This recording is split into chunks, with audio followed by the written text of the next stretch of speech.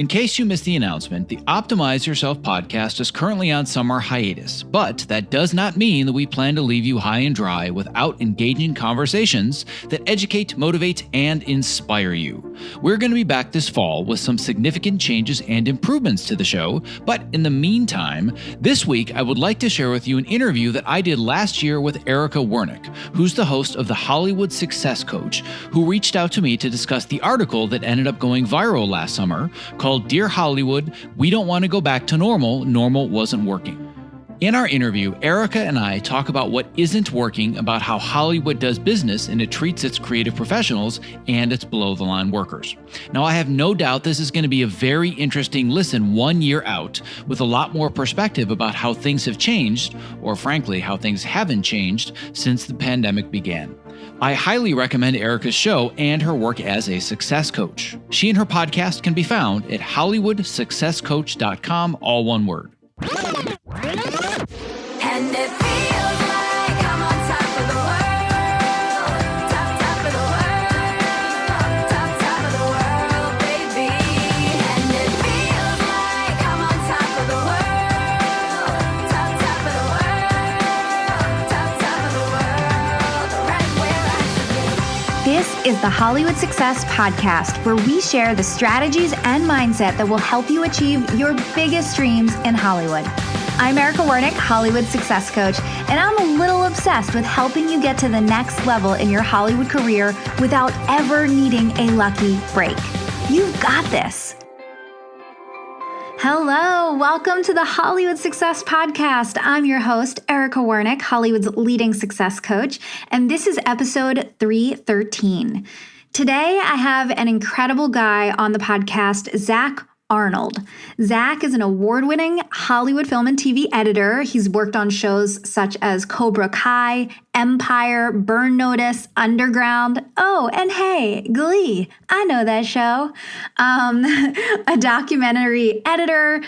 He worked on Go Far, the Christopher Rush story. He's also a father of two and the creator of the Optimize Yourself program and podcast. Zack and I connected over the internet on Facebook. Zack had written a blog post that went viral in the Hollywood community.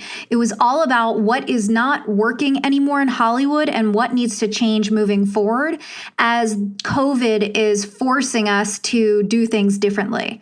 And it was a really great article and obviously resonated with so many people, hundreds of people sharing it, commenting, liking it and really just connecting to it in general. And it started a great conversation. And I think he said things that people were too afraid to say. So this is heavily, influenced by the insane hours that we work in Hollywood, and how that impacts our health and our immune system and the rest of our life, outside of work, our relationships, our interests outside of work, any kind of life that you might want outside of work, how that has been impacted by the hours that we work in Hollywood. And he has some really great ways of explaining how we can do this differently.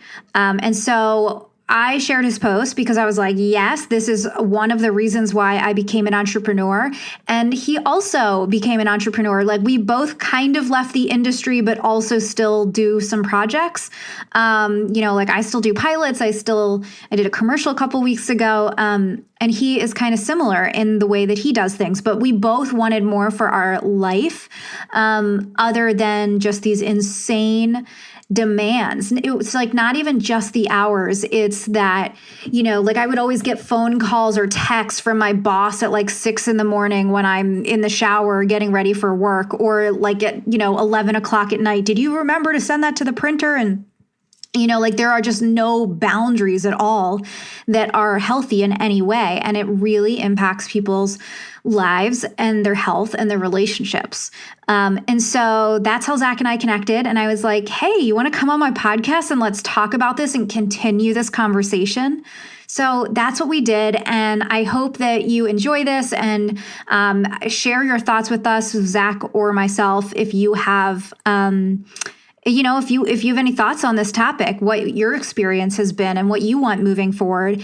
And Zack wrote a new version of the article that's like a follow-up that I've posted in the show notes that you can go check out. And within that new follow-up article, so his new follow-up article includes a solution. The first article was about all of the problems, and this new one is really about his proposed solution. And it's really good. And so within that new article, there's also a petition that you can sign to get the film work week to 45 hours, which is insane to, it probably, like, if you worked in the industry at all, it probably blows your mind to think about a work week that is only 45 hours. But go read his article. He talks about why it is not only possible, but it is potentially more profitable. And so really powerful, important conversation to be having in this industry right now. Go check out the article, go sign the petition if it speaks to you. I've signed it, and let us know what you think. And here is Zack. Well, I am really excited to talk to you today, Zack, because we just connected a week or two ago on the internet, like people do these days. We know a little bit about each other, enough to know that we have a lot in common. So I'm so glad that we were able to make this happen. So welcome to the podcast. Thank you. I'm excited to be here, and I very much appreciate the opportunity. So let's do it.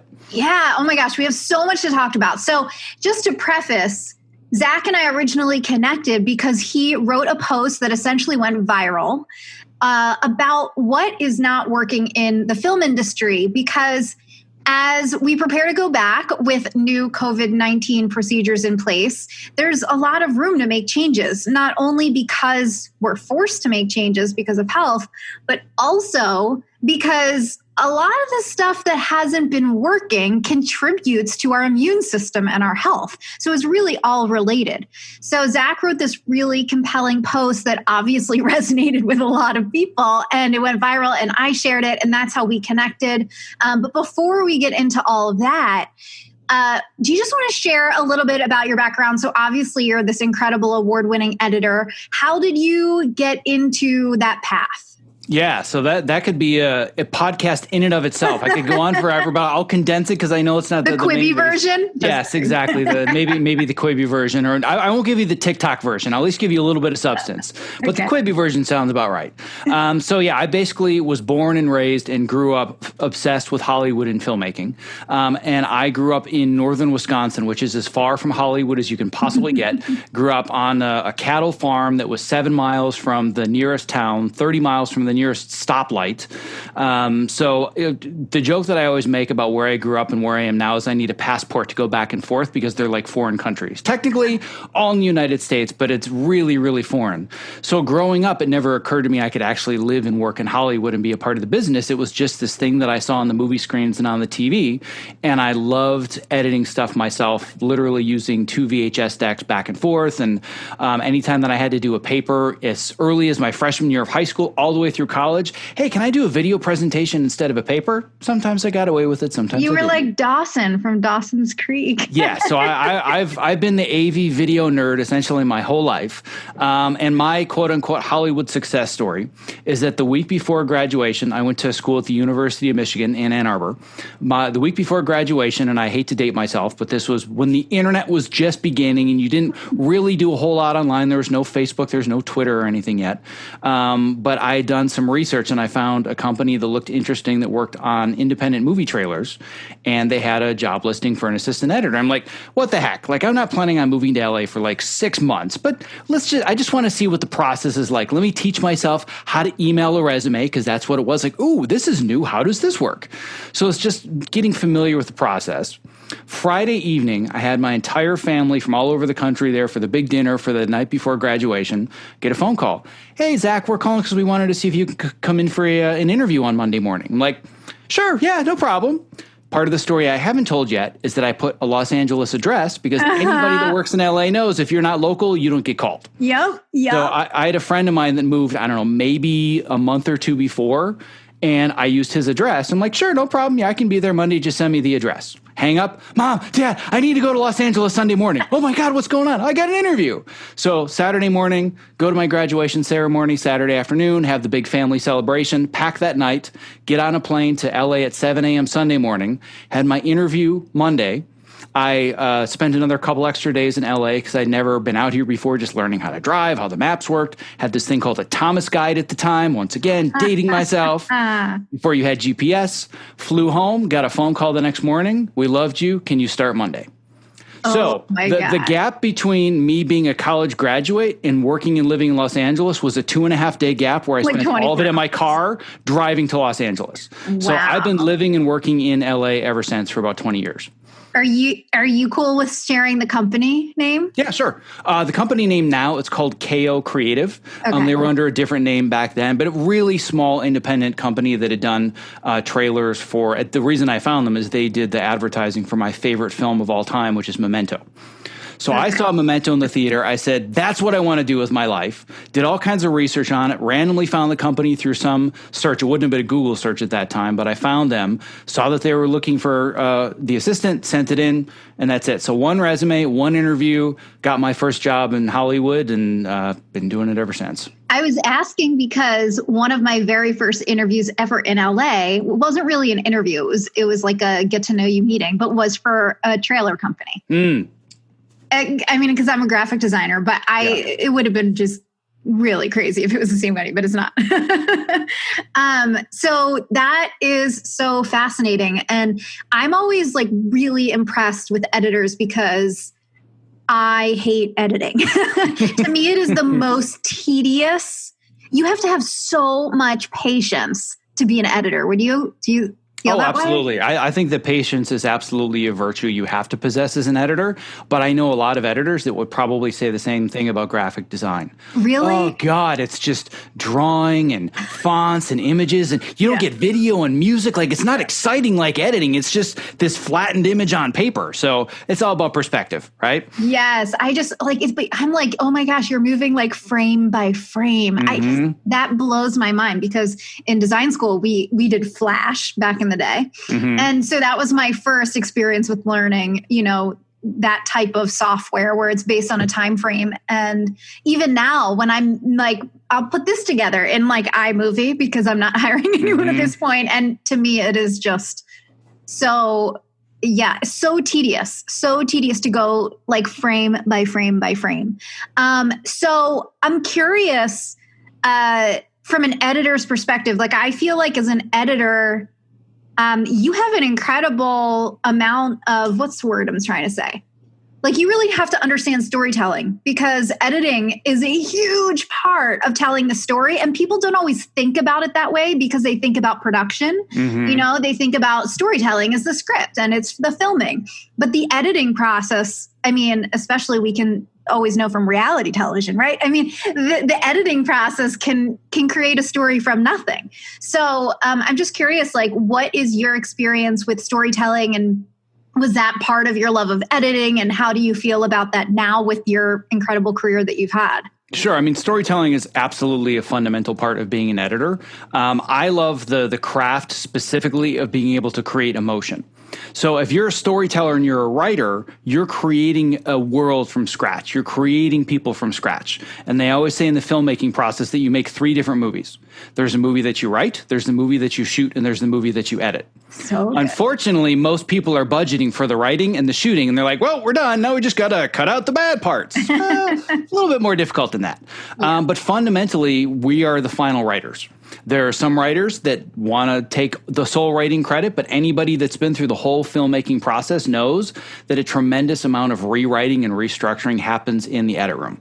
So if it's just about knowing the technical side of things, knowing how to use Avid or Premiere or iMovie or whatever it is, well, frankly, that's ubiquitous because anybody can learn that stuff for free now, but not anybody can learn the fundamentals of how to tell a great story. So one of the things that I did, even though I wasn't interested in it professionally, is I taught myself how to be a writer. And I wrote 3 full-length scripts from top to bottom because I had to understand how is a story structured. And when you're on the page trying to write it, what are the challenges that a writer or a director is going to go through And then how is that going to manifest in the edit room so we can speak a similar language? So I don't want to just be like, well, that's not how it works in the edit bay, right? I want to be able to speak their same language and really talk about it from a structural standpoint and a story arc standpoint. So I'm always looking, what can I learn about other people's crafts so I can be better at my own? And there's no craft to get good at other than, I would say there's no better craft other than writing if you want to be a really, really great editor. Yeah, I love that so much, especially, when you're talking about anyone can go learn Avid or Premiere. It's the same with graphic design. I mean, anyone can go learn Photoshop and Illustrator and InDesign and say that they're a graphic designer, but the tool does not make you the expert. It's everything that goes behind that. And so it's, I've really been paying attention to shows that I've been watching lately, and everything that you're talking about, it's so fascinating that you are like, no, I studied how to write a script and I went in there, and it's so important. But I think also what an editor does, especially because you originally said about emotion, an editor is also telling like miniature stories in moments, in addition to the grander story, but like in moments you're telling a story, right? And so like one specific take could tell a story a certain way versus another take, telling it another way, or even the way that it's cut. So do you find that that's part of your process too? Like those little moments of storytelling? I mean, that's essentially what I do in a dark windowless room all day, every day. The joke that I tell editors and non-editors may not get it, but anybody that's worked in a timeline gets this. I say to distill down to the essence of what we do. We play Tetris all day long with people's emotions. Yes. We have all these little colored blocks in our timeline. And there's only two things that I care about when I'm putting something together. And you talked about it. It's not even just moments, it's frames. Mm-hmm. It's 24 frames a second. I have 24 instances every single second where I have to know two things. Number one, where's the audience looking? Where's their attention on the screen? And number two, what are they feeling? And it's my job to make sure if they're not feeling what they're supposed to, or they're not looking at what they're supposed to, I make sure that they are. So a fairly unpopular way to put it that I think can be skewed negatively, but I actually think is very representative of what we do. We manipulate the audience's experience. Anybody that says that any video medium whatsoever is not manipulative and it is conveying reality, that's not true. Even documentary is some person's specific perspective of how they want to tell a non-fictional story. But as soon as you're making a choice to cut this line out but keep this line, or use this piece of music versus that piece of music, you're manipulating and creating a specific emotional response. Mm-hmm. So as an editor, I have to be incredibly empathetic to whatever I believe the audience is going to feel, and then I have to manipulate the timeline in such a way to make sure that people feel that. And I also have to make sure I understand what the writers, directors, and the producers want people to feel, because ultimately it's my job to help somebody else realize their vision, not realize my own. So there's a lot at play in really being a successful editor beyond, well, I can edit shots together and I know how to put a piece of music on this. Like it's a lot more subtle than that. Yes, it is. It is. And, I feel like same with graphics, it's like we say good graphic design goes unnoticed, right? It's like the same thing, like good editing is going to go unnoticed. Bad editing, on the other hand, right? And the same with bad graphics, it's really catches your eye. It's really noticeable. All right. So, I mean, I feel like we could sit here for a million hours and I could just pick your brain about editing because I just think it's such a fascinating process. But I'd love to hear, just for people who are, someone who might want a career like yours, you've worked on some pretty big projects, some really cool stuff.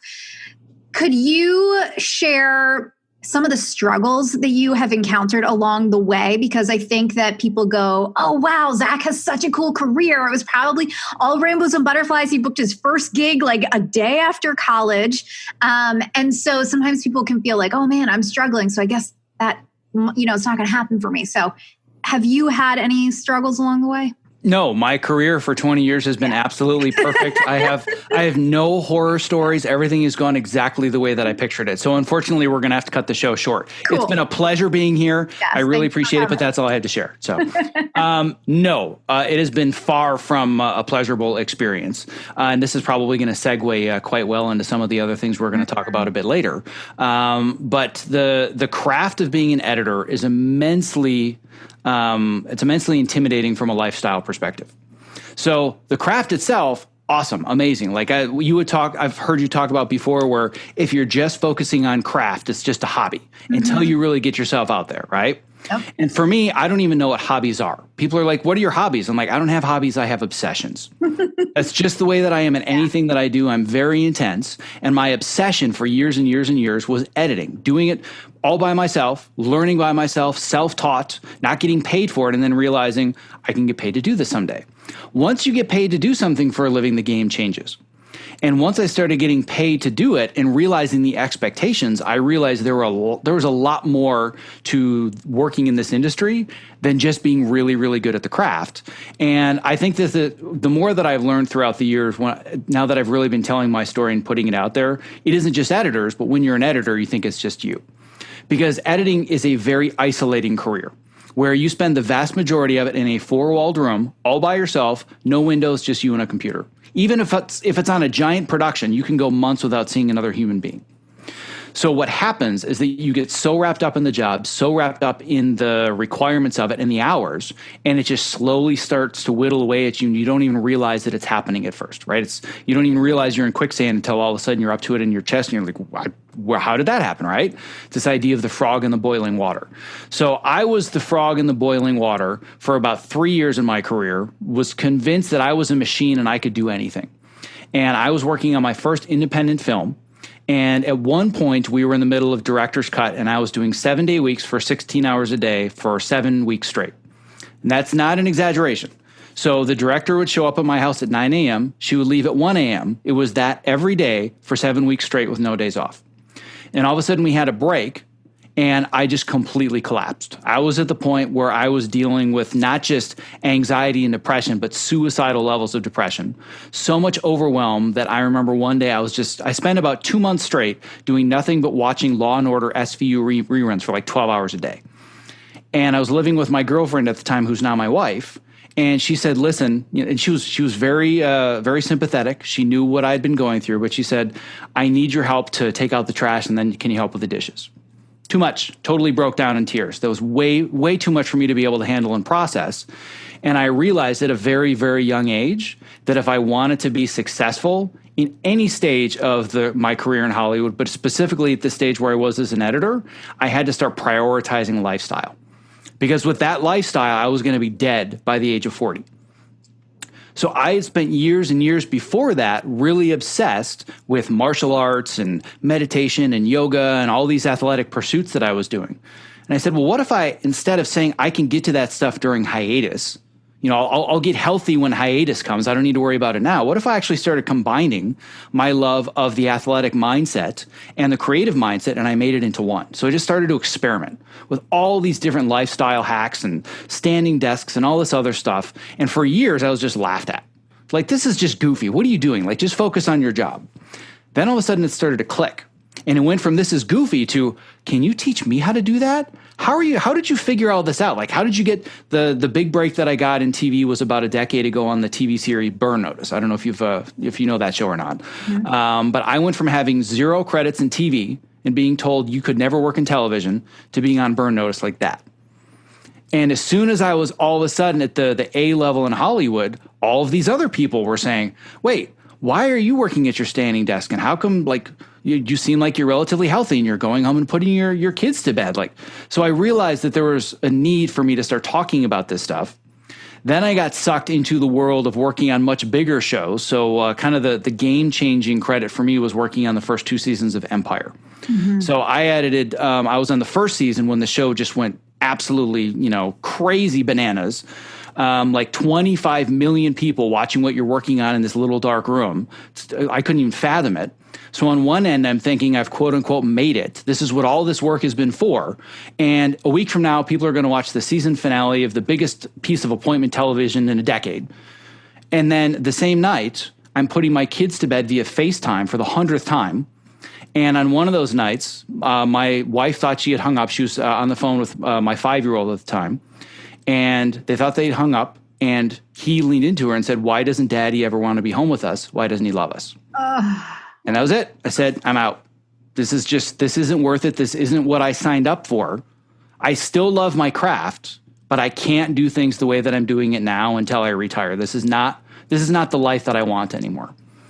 And the really scary part of it was realizing this is the only thing I've ever been paid for. Got a house, got kids, got a wife, got a family, got cars. Nobody's ever paid me for anything except editing. So now what?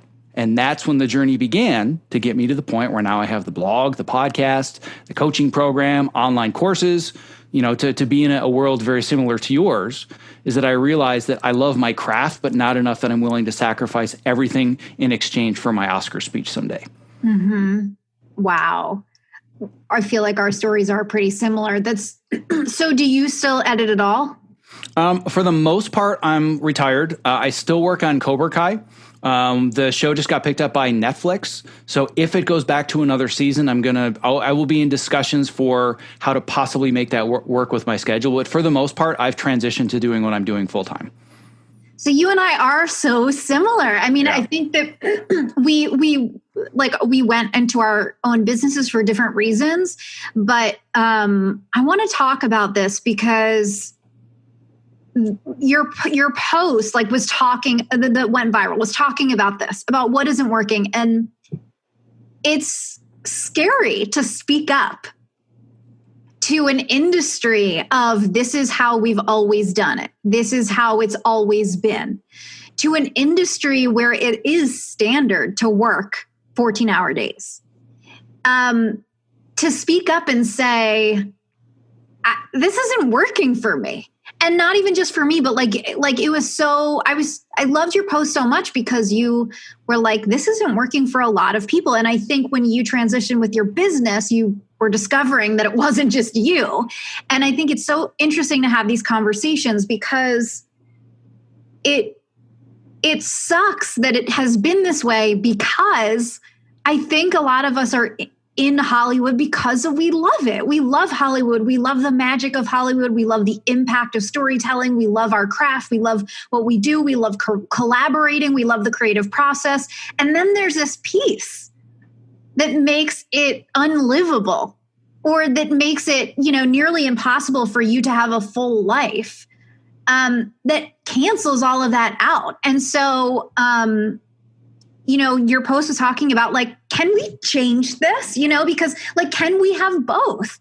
And I think now both of us from an entrepreneurial standpoint, right? It's the second we become entrepreneurs, we kind of have a different lens on, time efficiency and what is possible and all of that. So what do you feel now, now that you've transitioned into this different life for yourself, and especially since you've made that post, what do you feel now about the industry making changes and what's possible?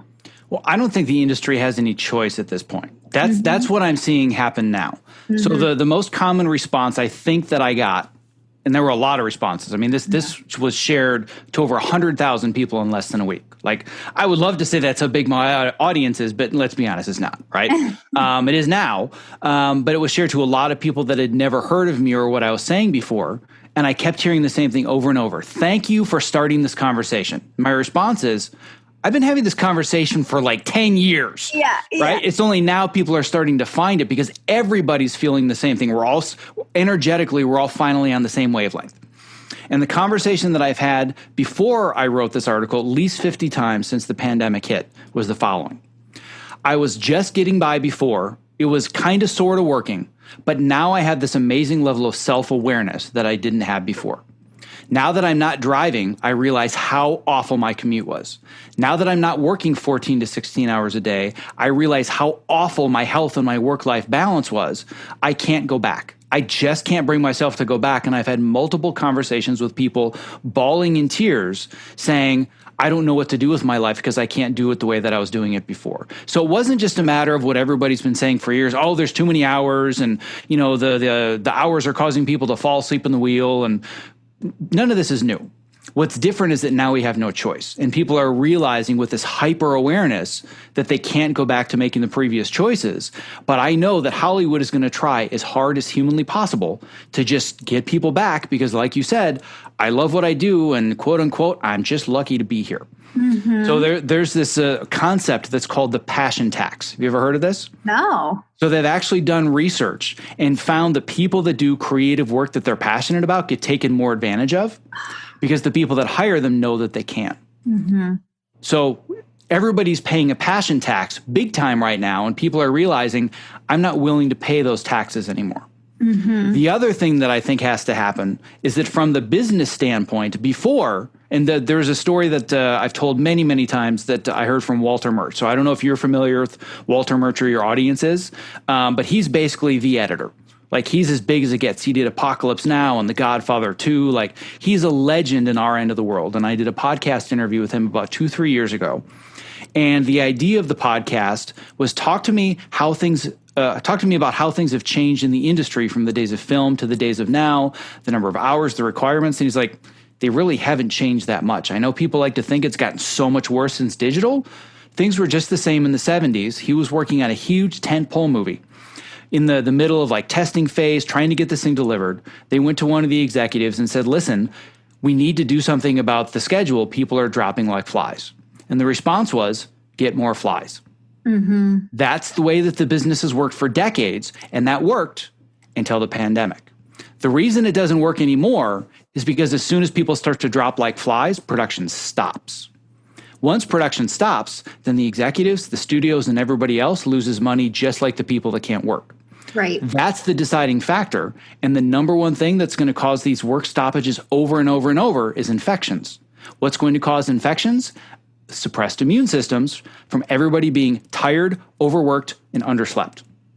So at this point, I feel like if Hollywood is going to move forwards and we're going to figure out how to get everybody back to work, work-life balance is no longer something that would be nice to have. We need to have it if we're going to figure this out. I don't think that it can just be some side thing that we're hoping we get at this point. The only way this works is if we find a way to balance it and people stay healthy. Absolutely. I mean, it's really sad that it's taken this long and it's come to this, for the reason.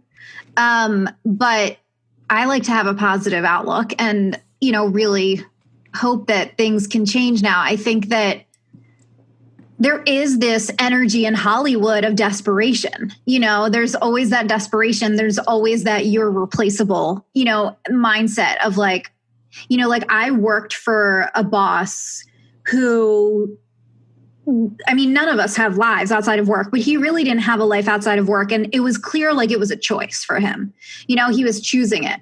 And so he'd be there on the weekends. Like anytime I would drive by the lot, I would see his car, there on the weekends, and he would be there like all hours. And there was very little for him outside of it. And there's always going to be people like that, when the industry goes, oh, but this person is willing to sacrifice their entire life. And so as long as that exists, then we should keep going. Years ago when I worked on a Fox show, my boss had to fight to get me to be on the team as a graphic designer because, Modern Family only has 3 people in their art department. And they've been getting by for years and they're a Fox show. And so therefore, all of the other Fox shows should be able to get by with just 3 people in the art department, right? So it's like they find an example of somebody willing to give up, give it all up and then say that has to be how it is for everyone. Yeah, and I think that the misnomer there is that in the past, and maybe even still to this day, if the majority of people are willing to be that person, that boss that you talked about, that's the problem. That's the cultural shift that needs to happen, is if the majority of people say, we're not going to put up with this BS anymore, and we're going to come to work and we're going to do amazing work, but we're not going to be judged by the amount of hours that we have to be here. So judge me by output instead of by punching a time clock. And it's a little bit harder if you're working on set with call times and directors and cameras. Right. But if you're not, then just judge me on what I need to get done, not the amount of time that you feel like I have to be stuck in front of my computer. Once people start to speak up about the fact that the expectations that are put upon us are completely unrealistic, then people are going to have to start to listen. I can give you the perfect example of this in microcosm, similar to your experience with a graphic design department. So after season 1 of Empire, that just about killed all of us. Like that was just an insane roller coaster where like you just got off of it and it was just like, what just happened? Like 6 months of my life, just gone, right? I remember very, very little of it. But we assumed, well, we're going to learn from this. Of course, why wouldn't we learn from this? And we can iterate and we can make things better for season 2.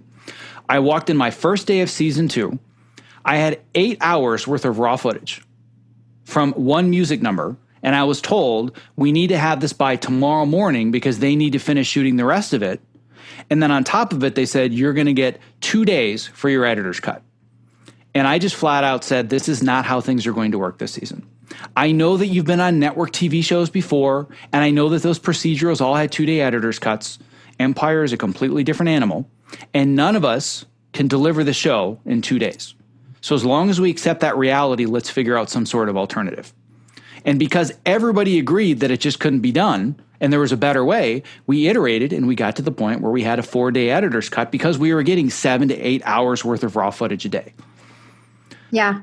On a macro, if we have everybody start to come out and say, well, I'm just not going to work the 80 hours anymore, and there has to be a different way, and everybody collectively agrees, then I think the conversation starts. But until that conversation is willing to happen on a much larger scale, it's going to continue to be, well, you're lucky to be here.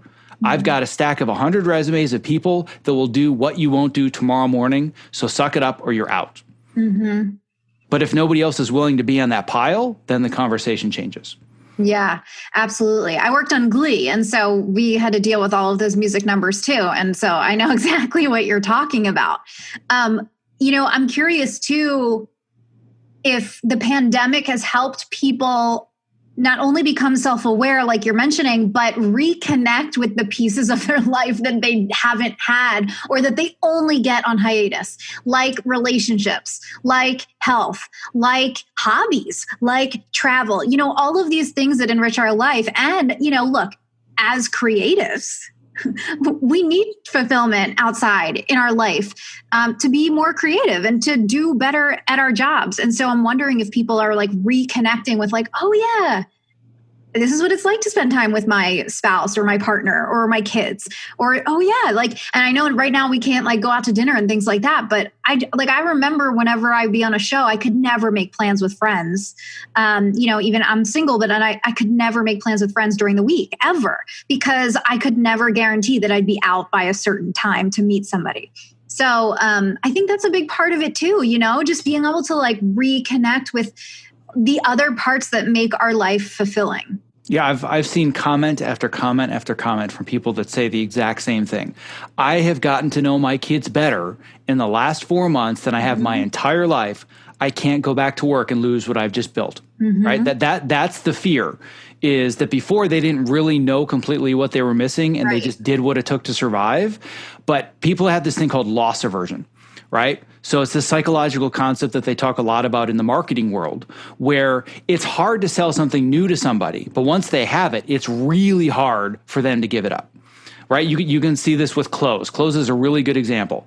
So you're like, oh, I don't need this or I don't need that or that, but then you buy it, and then 6 months later it's hanging in your closet and you're cleaning it out. Well, I don't know. I might wear it. I might need it. I don't know if I want to get rid of it, right? So it's this loss aversion. So I think that this conversation changes because now people are going to be losing something they didn't have before, which is they're going to have sleep. They're going to have a relationship with their kids that's deeper than it was before. They have a relationship with the most important people in their life. And granted, with social distancing, it might not be as fun as having dinner and game night with your friends. But I guarantee that there are relationships that are happening even on a socially distant level that are much more enriched because of the space that we have in our lives. So the way that I like to describe it, and have been talking about it pretty much since the pandemic began, and people thought I was crazy at first. 4 months later, they can see maybe I'm not as nuts as they thought. But I said, we're not socially distancing. We're coming together socially like we've never seen before in our lifetimes. We are physically distancing. But socially, I saw so much connection happening where I'm sure the same thing has happened to you, where I have like 2 or 3 family reunions via Zoom. I haven't seen these people in a decade. It almost doesn't make logical sense, but we found this thing that was missing, and we immediately gravitated towards connection because that's what we needed more than anything at this moment. And I think that connection that everybody is feeling with themselves and with their lives, that's the differentiator that's going to make it so much harder to get people to say, yep, I'll go back to the 80-hour weeks and the commuting 3 hours a day because I'm lucky to be in Hollywood. I don't think that's going to fly anymore. I'm curious too, this is a little bit different than the pandemic stuff, but when I became an entrepreneur, and I posted about this, I think you commented, when I became an entrepreneur, and I had the itch for it before I, really went full time with my business, but becoming an entrepreneur made me hyper aware of time, time management, how to be efficient, my own creativity and where that caps. And I work a lot less hours now, but I do really freaking good work. And when I am on a TV show, I mean, depending on my boss, there were times where, like you were saying, they're dictating how long you should be sitting in front of the computer to create. When in reality, like my creativity, depending on the day, caps off at like 4 p.m. Depending on like if I start later, then it'll go later. But in general, a lot of times I kind of like start to, wean off at around 4 p.m. and I can stop working at home, But when I am at work and I'm forced to work beyond that, it's like I'm scraping so hard to find that creativity, to muster something, I'm just not making really great work after that time. And I think like my bosses, and I know it's because it was, dictated to them before that, generations of this, but they didn't understand. They don't understand time management. Or I'd be given a list of graphics and I would always work based on when they play. When do these play? And we have to work backwards with getting them printed.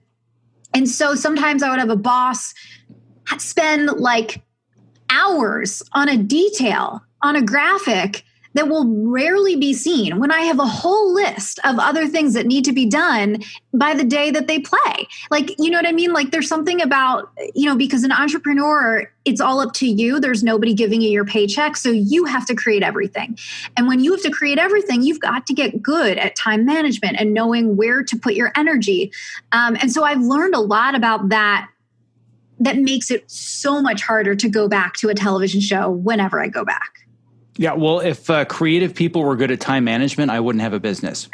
So, because that's essentially where all of this started, was people would say, how are you able to get so much more done in so much less time? And it all started from that phone call, right? That FaceTime call where I realized, cannot work like this anymore. There's got to be a better way. But I couldn't just say I'm not editing anymore. Right. So I've now made that transition. But 5 years ago, the question wasn't, how can I just stop doing this? The question was, how can I do this for a living, but still put my kids to bed every night? That was the one fundamental question that changed my whole life. And then once you start asking that fundamental question, it changes the way that you look at every decision that you make. Well, beforehand, yeah, sure, when I got a little tired or, a little zoned out in the afternoon, 45 minutes or an hour of Facebook, no big deal. Nope, can't do that if I want to get home to see my kids. What else on that list has to go? What do I have to learn that I have to be better at as far as managing my creative energy throughout the day? Just because I think I'm supposed to be cutting a scene at this time, if my ultradian rhythm doesn't match that, well, then how can I reorganize all of my tasks so I know that I'm editing from like 11 to 1 p.m., but then from 1:30 to 3 or 4, that's when I'm doing all my emails, and that's when I'm doing all the busy work, and that's when I'm in the meetings, and then I know my creativity is on fire from 4 to 5:30 and 6 to 7:30. Well, now that changes everything. So I actually work less than anybody else on the shows that I'm on, but I've never had a single complaint. It's not like my showrunners and producers say, well, your work is really substandard. Like there's a reason I end up becoming the lead editor on most of the series that I'm on. It's because I'm able to do high quality work, but then everybody's looking over their shoulder saying, how come he's not putting in Saturdays all the time? How come he didn't sleep on his couch last night? It's because I choose not to. It's because I chose time management as a meta skill that I wanted to get really good at, because it makes me, number one, better at creativity. Number two, buys me more space to prioritize my mental health and my well-being.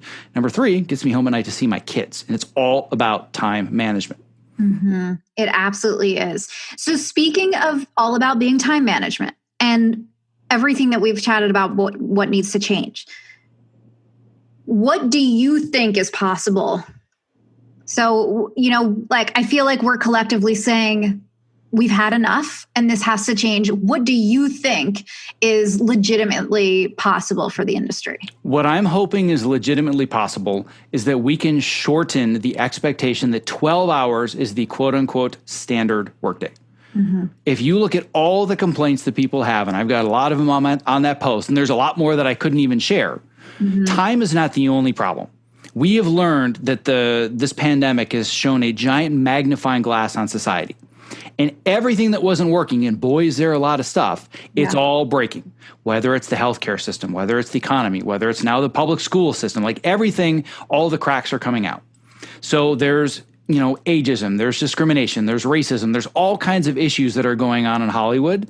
But the underlying issue that I think causes most everything is time and expectations. The amount of time I think it's going to take all of you to get this done for us. And I think if there's one thing that we can change, it's changing from a standard 12-hour day or a 60-hour week to a standard 45-hour week. Mm-hmm. And for anybody that says that's not possible, read for 5 minutes, because there is plenty of data, science, experiences all over the world that prove that you can actually do more with 45 hours than you can do with 60. So I think that fundamentally, if there's a shift we have to make in Hollywood, it's the transition from the Industrial Revolution mentality of everybody is on an assembly line and you do X number of widgets per hour for X number of hours. We need to get rid of that, and it's all about output. So this is what I'm able to create. This is when you need it by. Now let me do my thing. But what that means is that a lot of us have to step up and prioritize time management as a skill. Otherwise, we're just going to get drowned by everything that's already going on. But I think that if there's one fundamental thing that everyone can agree on, it's shorter standard workdays. Mm-hmm. And I know that there's a larger conversation beyond that, because then, of course, people come back, well, what about our health insurance and what about our finances and all of that? But I think that what you're saying, like, I totally am in agreement with this. And are you aware of Parkinson's law? Oh, yes. I talk about Parkinson's law all the time. And actually, I have a post that's probably going to be out by the time you release this podcast, where I go into great detail about how Parkinson's law fixes this problem on set. Right? I mean, seriously. That's the number one thing that fixes this. And I've actually renamed this. So if you want to steal this, you're more than welcome to. But Parkinson's law, I found, is a little bit stiff and complicated for people to understand. And when I teach it in my program, 6 weeks later, do you remember that thing? Oh, what was it called? I don't know. Mm-hmm. So I've renamed it and I've redescribed it so now everybody gets it. I call this the mother-in-law principle. Okay. And the mother-in-law principle states that no matter how long it takes you to clean your house, if your mother-in-law is coming over in 4 hours, it will take you exactly 3 minutes or 3 hours and 59 minutes to clean your house. That's a really good way to explain it. So if we tell Hollywood it's not a choice, we have to do it in 9 hours, that forces people to innovate. It's not going to make their lives that much more difficult. It is going to be for a short period of time, but we're going to realize that there are ways that we were doing things that just didn't work before, but we didn't take the time to fix it because we just added more hours. Now you take away the hours, and by the way, in my solution, you pay people the same thing for 45 they were getting paid for 60. Mm-hmm. You give them the same pension contributions at 45 that you were for 60, because you're getting the same output. So that's part of the Industrial Revolution model that needs to go. Yes. So I'm showing up at work for 45 hours. I'm getting the same pension, the same money that I was before. But that forces me as a creative individual to innovate so I can get as much done in those 45 hours as possible. And in return, I get my life back. Mm-hmm. And getting your life back, how that in itself enhances your output. Mm-hmm. Yeah, because there are plenty of studies that prove that the more fulfilled you are outside of work, the more productive and innovative you will be at work. So if we literally were working on an assembly line, fixing widgets, there's not a whole lot of creativity involved, and we have to learn how to pace ourselves for the 9 hours that we're on the assembly line. But that's not what we do. That's just how we work. So there's a saying that I love. I think I learned this from Cal Newport, the deep focus, deep work guy. I've had him on my podcast a couple of times. And he says that creative people, the expectations are that we're going to create like these geniuses, but our days are structured like we are accountants. Doesn't work that way, right? We're not accountants. So we need the space and the freedom to be able to generate these ideas, but we're forced into these boxes where we have to do it from this time to this time. And there's so much noise. Like, one of the things that drives me crazy is that the expectation is that as an editor, I'm going to be able to keep up to camera and take these hours and hours and cut scenes and generate ideas and solve problems on set. Oh, but I should also be available on Slack and email 24 hours a day. Mm-hmm. I should be at everybody's behest. Anytime somebody knocks on my door, I should be available. You can't have your cake and eat it too. If you want me to be creative, give me my time to be creative. So I will rub more than one producer the wrong way when I start a job and say, here's when I'm available, here's when I'm not. Yeah. If you'd like me to meet my deadlines, this is the way that it has to be. I'm available to you every day, but I'm not available to you whenever you need it. So I literally have a do not disturb sign, just like it's a hotel hotel, put it on the outside of my door. I turn off Slack. I tell them, you ever want to get a hold of me, don't bother using email because I don't even check it. Because my job is not to be available to you. My job is to generate ideas and solve problems. Mm-hmm. But that takes a lot of confidence to be able to say something like that. It absolutely does. That's the fundamental piece that's missing, is the lack of confidence in ourselves to set boundaries and create new expectations. Mm-hmm. So that's essentially what I do in my program. Is my philosophy for years and years has been, yes, there need to be new regulations from the top, but the change is going to happen culturally from the ground up, one person at a time that learns how to set boundaries and learns how to use their confidence to ask for what they really need to do the best job that they can. I think that my confidence started to happen to set boundaries when I think the entrepreneur thing really helped me because it helped me feel less disposable, because it helped me feel like there were other options, because I think that the lack of confidence comes from that desperation of, well, if I mess this up or if I say the wrong thing, I'm going to lose my job. And so I think when I started, understanding that I could create my own income and I could have my own business, it was a lot less scary to sort of stand up and set these boundaries. And now, I mostly only take design jobs when I'm allowed to work from home. And I usually just do pilots and it's just every now and then. That confidence has really just come from not feeling like this is my only hope. Like this is the only thing that I'll ever do. And, most people aren't going to feel like that. Well, and I think that the other thing that's so tough, especially if we're going to look at some of the people that come to you specifically, if they're newer or they're just trying to break in, they're like, well, how can I have that confidence? I'm just starting. Like, I can't walk in on my first day on my first graphic design job for Fox and say, all right, listen here, everybody. Here's the plan. This is my creative schedule. Don't bother me. Like, I'm not naive. Mm-hmm. Where things change is when somebody brand new comes in and somebody at our level says, oh no, we need to make sure that they are protected. Mm-hmm. We don't want to teach them the same bull crap that we were taught for years, that you burn yourself out and you pay your dues and only the strongest survive. It's those that build the confidence first in the positions where we can protect the people that are coming in brand new. So I will advocate for the post PAs. I will advocate for the assistant editors. Like on the first season, that's season of Cobra Kai, I was the lead editor, and there was a new editing team, a new editor, new assistant. And I walked by their office, and they were sitting like huddled over their little table in front of his desk eating lunch. I'm like, Like, what do you mean? I'm like, no, that's not how we're doing things on this show. I don't know what it was like on your other shows. I don't know if you rush through lunch. But here, we go outside, we take an hour, we get sunlight, we get to know each other. Doesn't mean that you have to do it. If you're more comfortable eating in your room and you want to, I'm not going to judge you. But you need to know that we create a culture such that it's not only accepted, but it's encouraged that you need to get away from the office and you need to take a breath. And once everybody started doing that, well, then it wasn't a problem anymore. Right. So if it's somebody that's just listening that's starting out, I always say you need to reach out, build your network, and find an advocate that's going to have similar lifestyle needs in alignment with yours. Then you have somebody that can protect you so you don't feel like you're all alone. Because I came into this business completely alone, and it just about literally killed me. And if I were going to do it again, that's the first thing I would do, is I would seek out somebody that I know could be an advocate for me, that understood how important these lifestyle needs really are for me to be better at what I do. Yeah, I love that you even brought up something like lunch, because that's a big thing for people like us who work in the office, people who aren't on set. And it's like, if I'm writing down on my calls or my timesheet that I have a half-hour break from lunch, you need to let me take that half-hour break for lunch, because I have spent most of my shows eating lunch at my desk.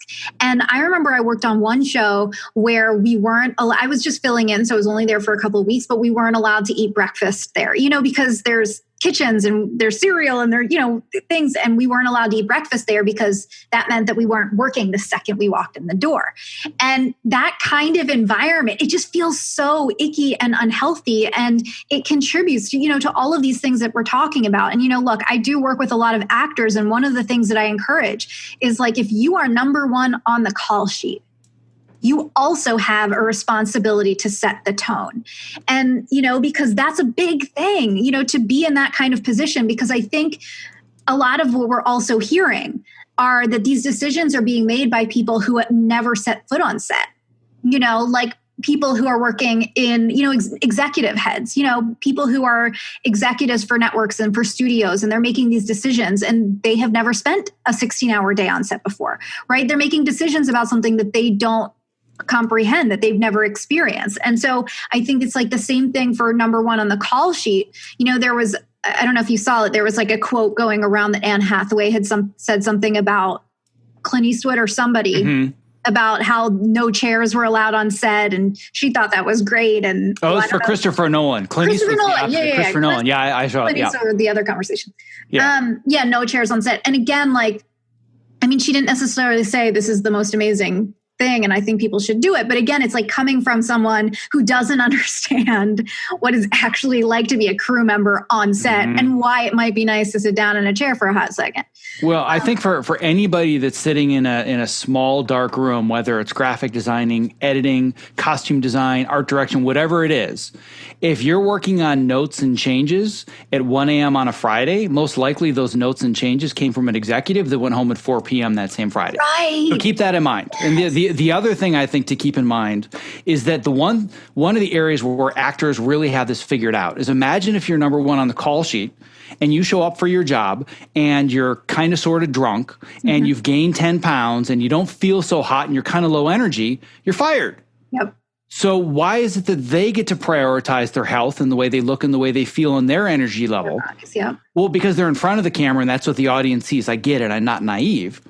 But we should be treating ourselves the same way. I remember having a conversation with my accountant years ago where I said, I want to be able to write off my gym membership. Well, you can't. Only actors can do that. And I'm like, bullshit. No, my gym membership makes me better at what I do and I'm writing it off. Okay, I guess we can. But that just tells you the mentality. Yep. Right? An actor can write off a gym membership, an editor can't.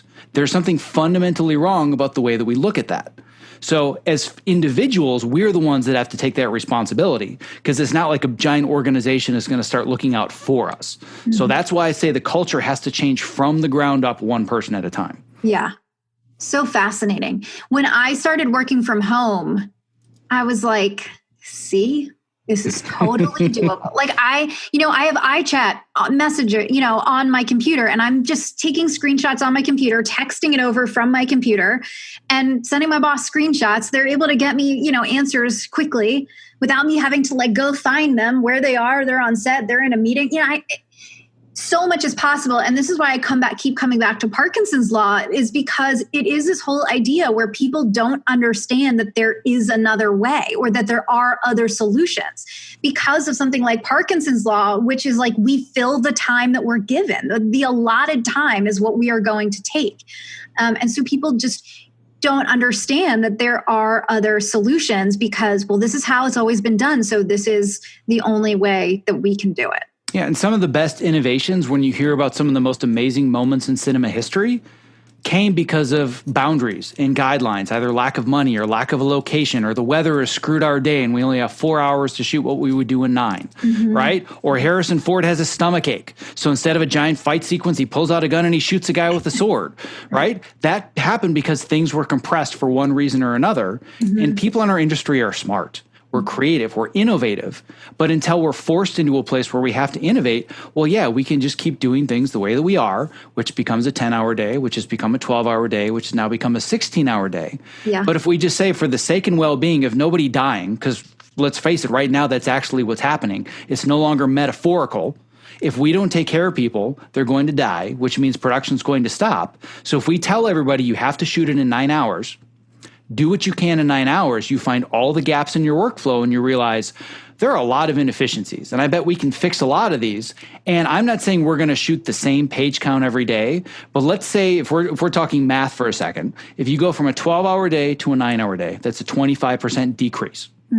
My guess is that over time, if you look at the average page count per day, it's going to go down far less than 25% if we're forced to innovate.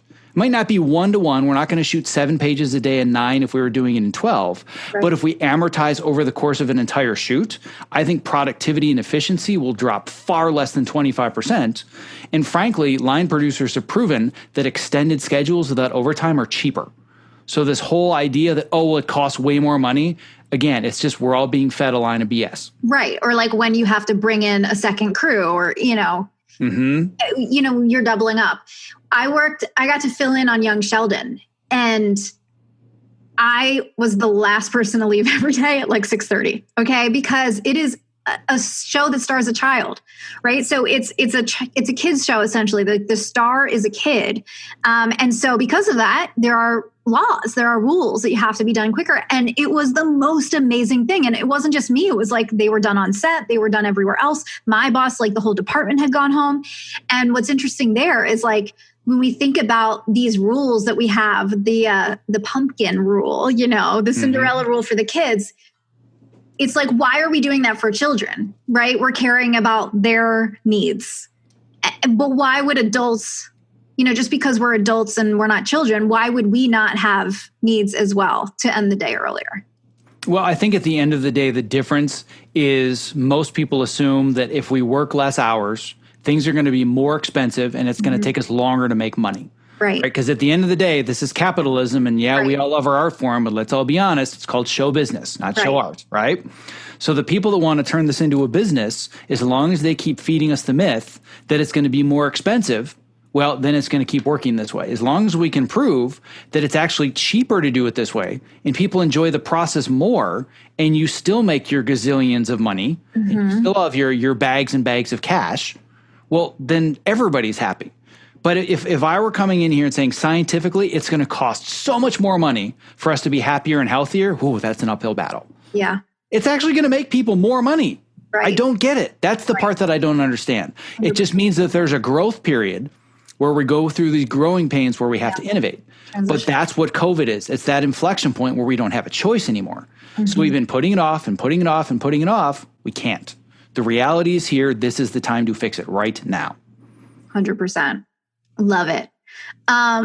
It's so good. We could talk about this forever, but I'm so grateful that you had the courage to post that and to start this conversation for us. And, it really has started a dialogue, which is so great. And I think because of things like social media, like there is power in numbers there where we can come together. Like you're saying, we're not social distancing, we're physical distancing. And, socially, this is a really wonderful opportunity for the industry to come together. And even for our unions to come together and to fight for this on our behalf and everything. So I thank you for putting this out there and starting this conversation and lending us, your voice. So you're welcome, and thank you for providing your megaphone so I can spread this to this guy. Because like I said, I didn't start anything. I've been talking about this for years, and people were talking about it for decades before I was. I just think that if there ever was a time, now is the time. Absolutely. Yeah, I remember like I used to tell my mom like, oh man, like my bosses are always divorced, or they're single, or they never see their kids ever. And I would pick up on that, even when I was younger in my 20s. And, things like, I would notice things like that.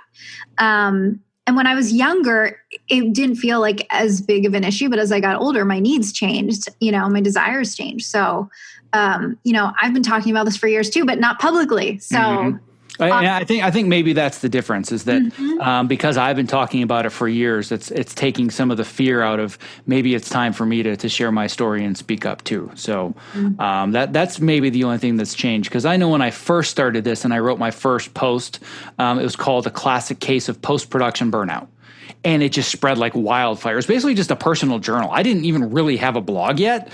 It was just like me testing a blog. Like, how does it work? It was like my third or fourth article, spread like wildfire. And I was like, whoa. And everybody said the same thing. I can't believe you said that in public. I've been wanting to say this for years and I've been terrified to say it. And you said exactly how I feel.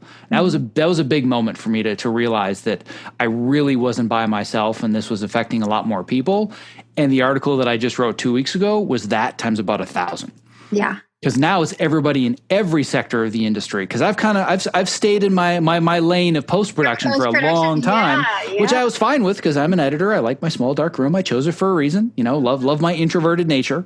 But I realized that it's not just about post. Everybody is feeling the exact same thing. And my hope is that because of that, we do start to come together, not just as I'm this guild or that guild, or we're production or we're cinematography. Like, no, we're all human beings that want to survive this business.